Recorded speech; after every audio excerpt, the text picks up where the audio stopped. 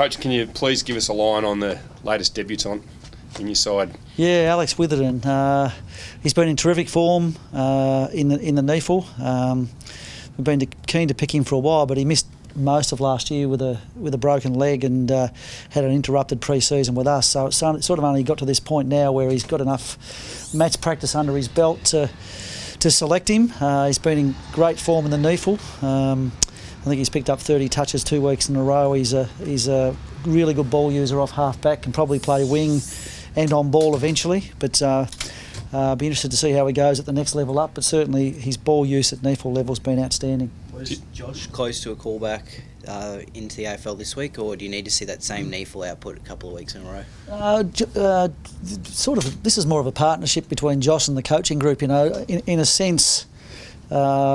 We want him to make the call when he thinks he's ready, and I think he's pretty keen at the moment just to build form in the NEFL and come back into the AFL side on the back of a number of weeks of good form. So hopefully he can produce another good one this week and start to make his claims for selection in the next few weeks. Just back on Witherden, like you've got another a good ball user at half back by the sounds of it. You've got a bit of congestion around that part of the ground. Is that good, or do you think you can weigh it all up with Mays and Cutler and Rich and a few others? You can never have too many good ball users in your team, and what you hope to do eventually is they can then go and play in other positions, wing, on ball a little bit as well. So no, if he turns up tomorrow and shows that he can play at the level and use the ball really well, we'll be very happy with that. Do you see that, without being flippant about GWS, but do you see that as their pressure, their forwards' pressure isn't great? Their pattern, CVJ, they're not renowned pressure forwards. We saw Carlton really get their game going off half-back. Do you see that as an area you can try and exploit them?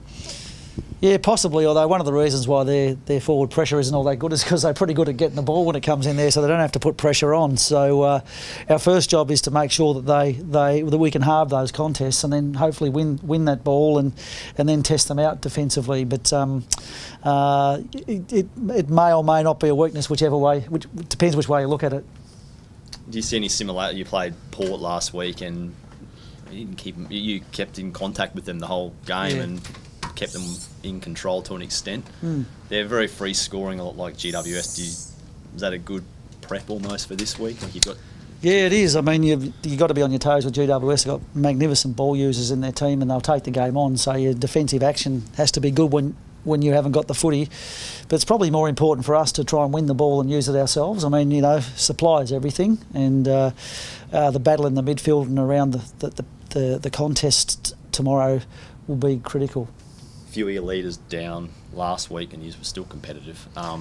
Encouraging, or no, that was really a positive side to it. I mean, those guys have been up most weeks, so for Beamsy and Rocky to be down a little bit on their normal output and for us to be so competitive, I mean, in some ways, people might laugh at me for this, but at that venue against that team, could argue that that's been our best performance for the year. We certainly, I think, earned a bit of credibility back in the footy world because we've been smashed at that oval previously. So we'll take confidence from that. Still not good enough that we didn't win, but big steps in the right direction, and we'd like to continue with that sort of approach tomorrow night. You're suddenly forcing sides to play their best football to beat you, which Port certainly had to do, and they had to find it at half-time. Are you noticing that as a coach?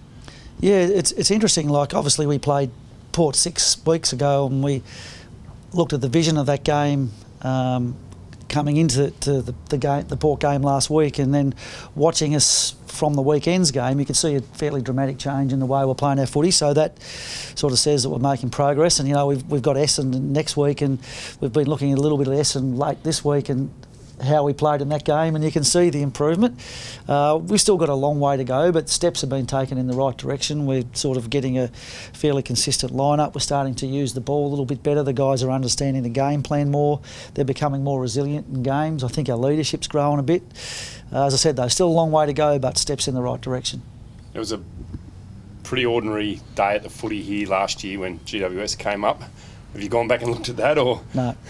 No, I don't tend to look forward more than anything else with this group. We've got our own mission and our own goals that we're trying to achieve. before the end of the year, so that's what's important to us now. And it's a great opportunity to give ourselves another test against a super football team tomorrow night. What about the players? Do you think some of the scars are starting to heal from some previous beatings?